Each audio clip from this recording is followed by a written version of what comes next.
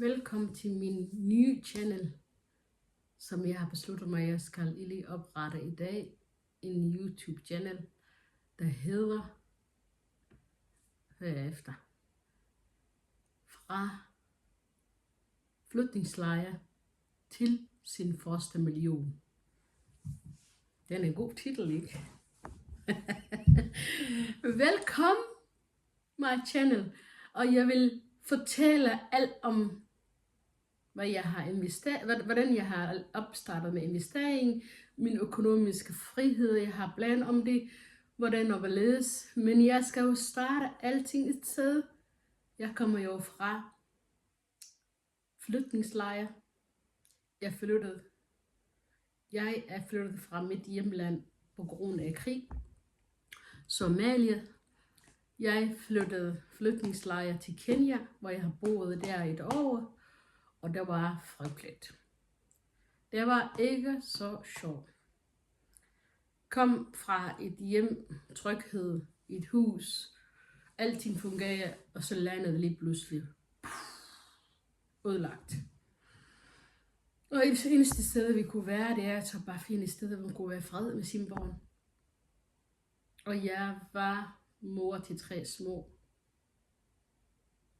Og så min derværende mand, han flygtede fra startet og skulle finde ud af, hvordan han finder et fredsted, han kan være der, som han kan hjælpe os bagefter. Det var ikke sjovt. Med flytningslejre, med fattigdom, der er ingen mad, man står kø og får mad. Der er ingen ren vand, man stod også kø og kunne hente vand. Vi havde ikke ordentligt sted at sove, der var sådan nogle små træbygningen, et eller andet, vi har selv fandt ud af, så fik vi et eller andet tæppe, nogle små tæpper, dengang man kom ind. Der var så mange mennesker. Der var så mange mennesker i den flytningslejr, fordi hele Somalia der, det var bare intet. Men alle dem, der kunne flygte, så har de bare flygtet ud i landet. Så det var det største flytningslejr i der Kenya. Otango hedder det faktisk, hvis jeg tænker tilbage på. Men det var ikke en god oplevelse. Min datter blev syg, den yngste, og de små, de hængede bare fast mig. De var jo, jeg havde 3 børn, der er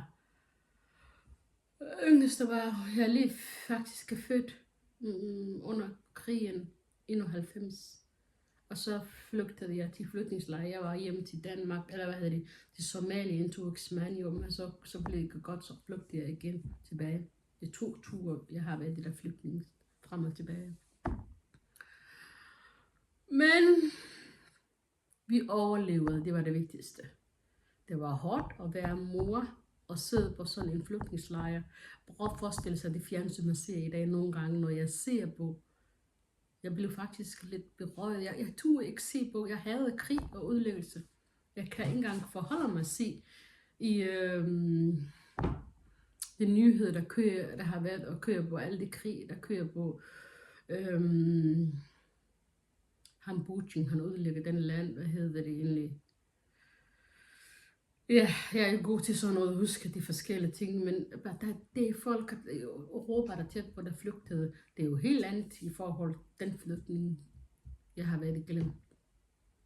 Det er jo intet det samme som Ukraine hedder det. Ukraine er Europa, og de har mange hjælpe forskellige ting, selvom de flygtede fra deres hjem og kommer forskellige Europa. Men det var intet forslag. Intet kan man sammenligne, hedder det.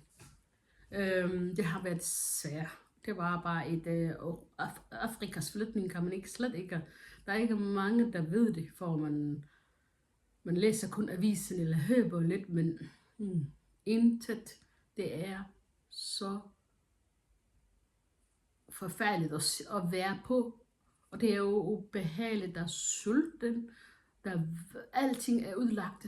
Der er sulten, der er mangler vand, der mangler bolig, der mangler intet. Man har intet, og så samtidig man er utryg.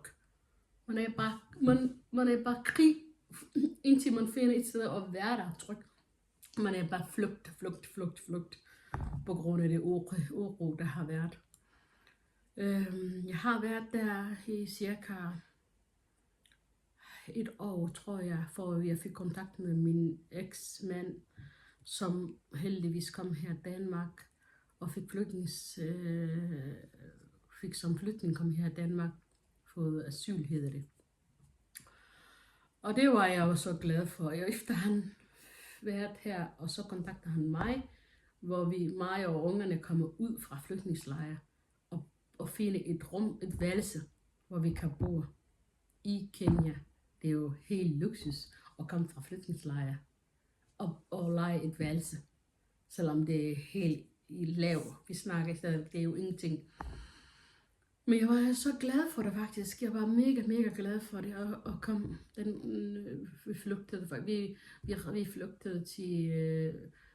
fra flygtningslejre til Mombasa. Det var mere mindre by. Det var jo bedre at være Mombasa end at være Nairobi. Det var så godt at få sit første bolig, efter man har flygtet sit eget hjem. Det var bolig, et værelseslejlighed. Og så deler man toilet med nogle andre. Det er sådan kæmpe boliger, hvor det er forskellige familier, der bor så stort hus, så leger de et værelse ud. Men jeg var så glad for det faktisk. Jeg var så glad for, at det kom fra den flygtningslejre, som den lille telt, der var varmt. Mega varmt. Det ligger sådan i en ørkensted. Der var ingen træer, der var ingen noget beskyttelse, folk kunne være der. Man har sådan en lille telt, og så står man bare varm, og så støj og larm, og så mange mennesker. Og så forestil dig, du har 3 børn, og du er alene. Du skal sørge for at stå i kø og hente mad. Du skal sørge for at hente vand. Du skal sørge for at passe dem. Du skal sørge for alting. Og det var ikke sjovt. Altså, jeg er glad for, jeg overlevede, og mine børn overlevede, fordi den yngste var så syg. Hun havde det og det er den billede, man ser det faktisk i reklame nogle gange. De børn, der bare har store hoveder og store maver, og bare så tynd. Sådan ser hun ud faktisk, min yngste datter, der er venner. Den yngste jeg havde. Det var ikke sjovt. Jeg er glad for, at hun overlevede. Jeg ved ikke, hvad der skete, men jeg tror nok, det er bare det uren, der er, det varme, og man får ikke ordentlig mad som barn. Jeg har armet hende, men det var bare masser af urenlighed. Altså folk er så tæt på hinanden, man bliver syg. Sygdom er bare så nemt, når der er så mange mennesker tæt på hinanden. Jeg var faktisk glad for at komme til fik lejlighed, fik et værelse ud, og det hjælpede desvare faktisk. Det fik jeg kontakt med ham efter næsten et par år. Han vidste ikke engang, jeg var gravid med min yngste datter, der var dengang han rejste. Han skulle jo finde et sted, hvor han kunne hjælpe os bagefter, og han havde lidt penge til at kunne komme videre til et sted, hvor der er fred, så kunne han søge os. Så han gjorde sin bedst, men det var frygteligt at være 2 små børn, og så finder jeg ud af, at jeg var gravid. Midt i de krige, udlæggelse og krige og sygdom, og så har jeg jo ikke nogen tryghed. Der var ikke nogen, der hjælper mig. Alt, hvad vi havde for vores hus, alt fundamentet, vi havde bygget, der var udlagt. Der var intet beskyttelse eller økonomiske. Der var intet tryghed. Økonomi, det var ingen noget at snakke om. Man skal overleve her. Hver dag overlevelse gælder det.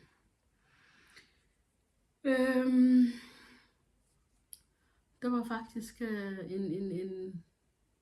en vild oplevelse, den tur, i de år, jeg var fra mit land ødelagt til jeg anlede på den flygtningelejr. Der var også lang vej, man skal jo også lang tur til at kunne komme flygtningelejr. Der var ikke noget trafik, der fungerede ordentligt. Alting var jo, vejene var lukket, og folk var utrygge, og finde ud af og kommer frem, og alle bare så mange mennesker, der samlede. Det var det alle. Folk var, når det folk frugter, og der er krig, så er de ligeglade faktisk. Det er alle kæmper for deres overlevelse. Og min overlevelse var det at komme have mine børn og mig selv. Så det tog den tur, at vi kunne komme til Kenya. Det var lange dage, mange dage. Men heldigvis jeg havde min eksmands far, han følte mig. Så der var tryghed faktisk. Trods mens vi var på vej, så fik vi lige der fangede nogle, jeg kan vel ikke sige råge, selve det er nogle banditter, hvad kalder man det, sådan nogle kriger, hedder det, kriger, ja, nogle kriger, som kæmper for hvad som helst. De kæmper for faktisk, at den krig, der er sket i Somalia, har været noget med, men folk var tilfredse med for statsminister, den der værende.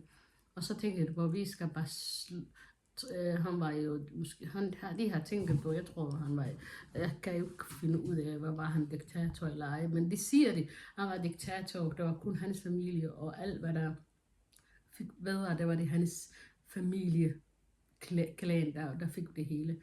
Og lige pludselig folk finder ud af, at det gad vi ikke finde sig. Og så kan jeg love for, de har bare udlagt det helt Somalia har været flotteste land.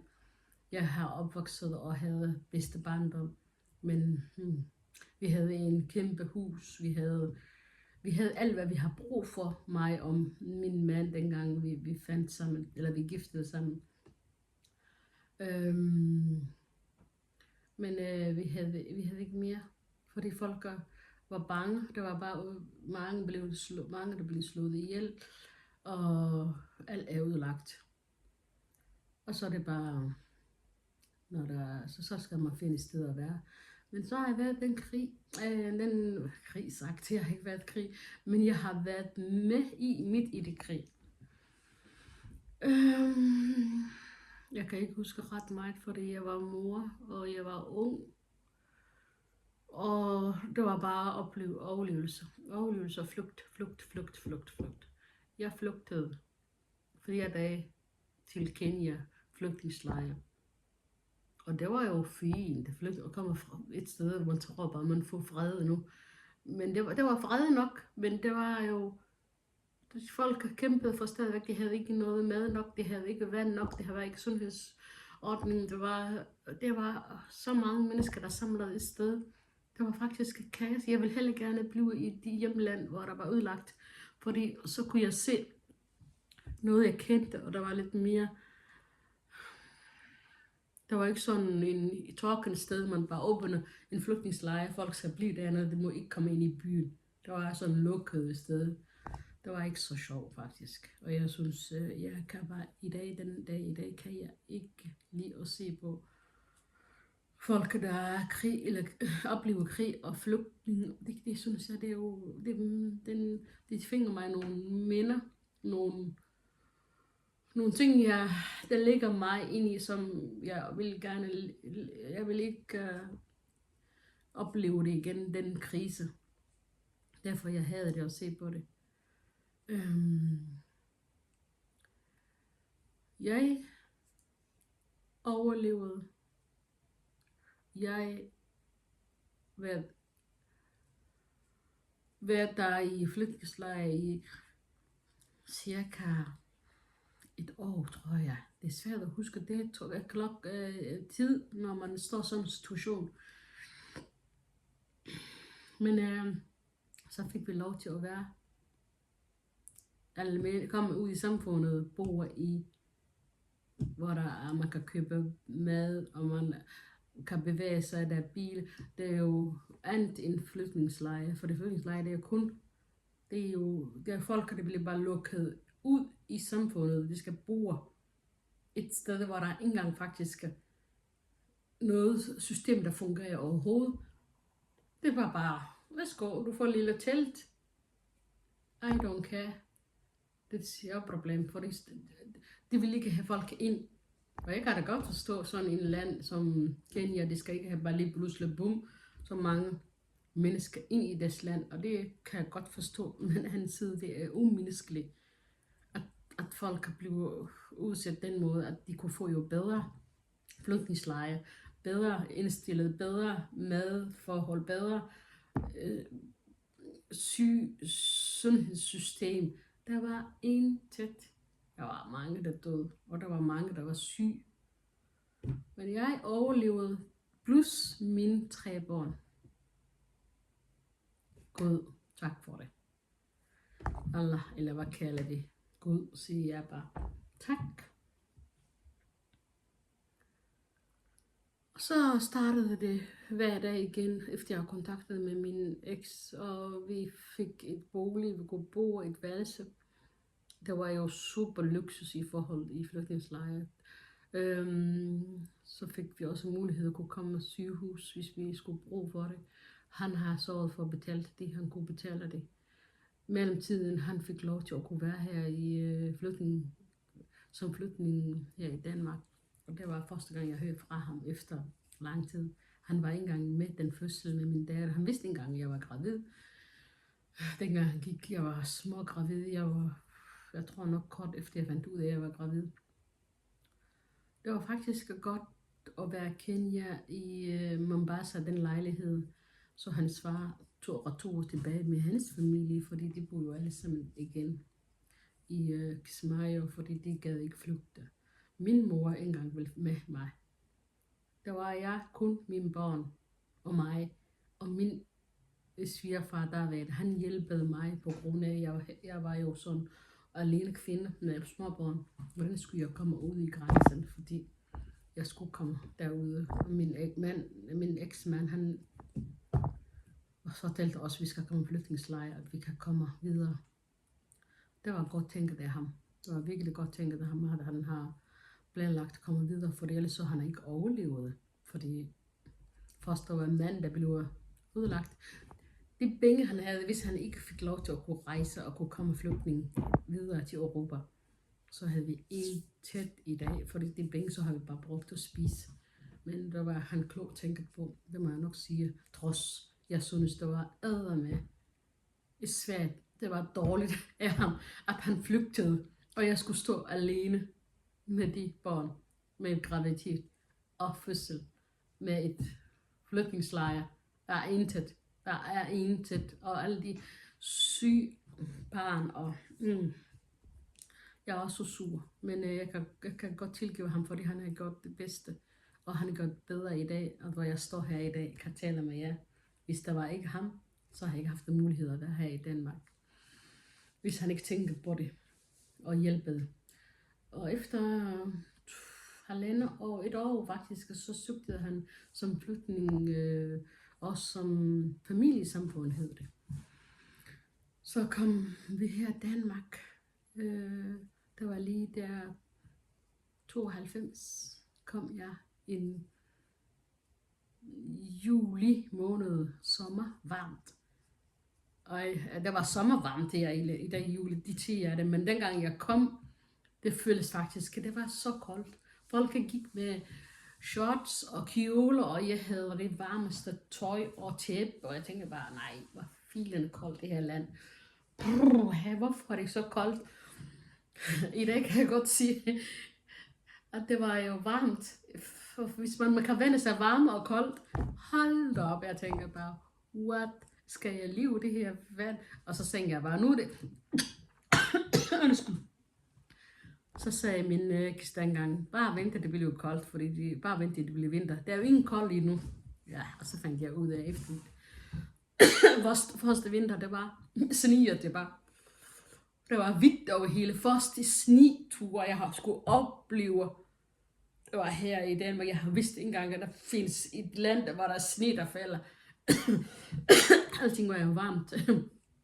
Vi skulle købe det sne, hvis vi havde sne eller is, så har vi varmt. Vi har kølet ind i fryserne, vi havde slet ikke, det var varmt. Det er jo et land, hvor der har været hele året. Hvis det er koldt, så har det regnet måske kort tid, eller så er det bare varmt. Minus temperaturgrader er 25 grader. Og så kommer her Danmark en juni måned, hvor der solen står, men er stadig lidt køligt. Det er jo helt andet verden, jeg kommer og bevæger mig. Det var jeg faktisk glad for at komme her i Danmark. Men jeg har jo meget historie, jeg skal fortælle. Hvordan jeg er blevet. Hvordan har jeg tjent min første million, som kommer fra en flygtningslejr. Fra flygtning til første million. Min historie skal jeg nok fortsætte. Det kommer. Jeg har meget at fortælle. Og jeg håber, I kan bruge det. Og I kan lide det. Og jeg håber, jeg kan inspirere også mange mennesker. Mange kvinder. Jeg vil gerne komme i kontakt eller inspirere mange flygtningskvinder eller indvandrerkvinder, som har ingen erfaring om aktier, investering, opsparinger. Alt det, som jeg har lært, de skal nok komme videre til det og fortælle det. Tak for det i dag. Hej.